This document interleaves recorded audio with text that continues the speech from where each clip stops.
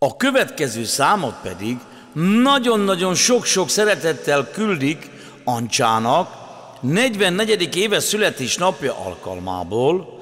Elsősorban küldi neki nagyon-nagyon sok-sok szeretettel a férje, Lali, és még küldi neki a gyerekei, Máté, Dorina és Bogi, és a menye, Anett. És még küldik neki a veje, Máté, és a 3 unokája, Adrien, Lara és Lilian.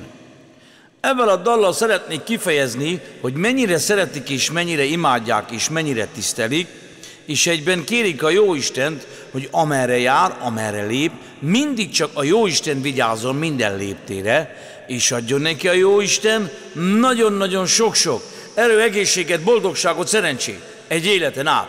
És akkor mondják az Ancsának a drága szép gyerekei: egy szó elég, már tudjuk rég,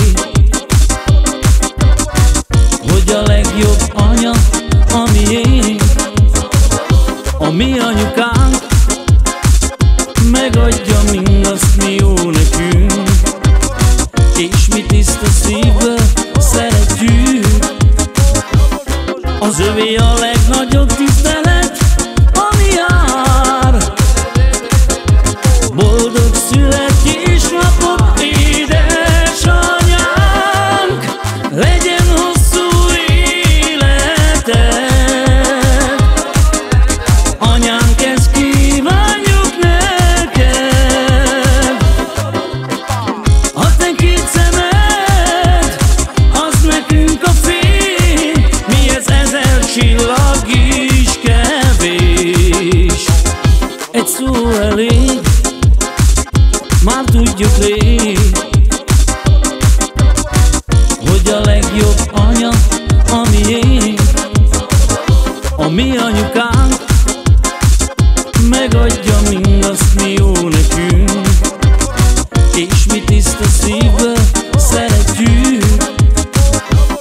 Az övé a legnagyobb tisztelet, ami jár. Boldog születésnapot, édesanyánk, legyen hosszú életed. Anyánk, ezt kívánjuk neked. A te 2 szemed, az nekünk a fény, mihez 1000 csillag is kevés. Legyen hosszú életed.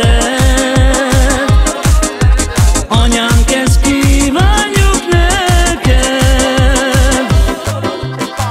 A te 2 szemed, az nekünk a fény, mihez 1000 csillag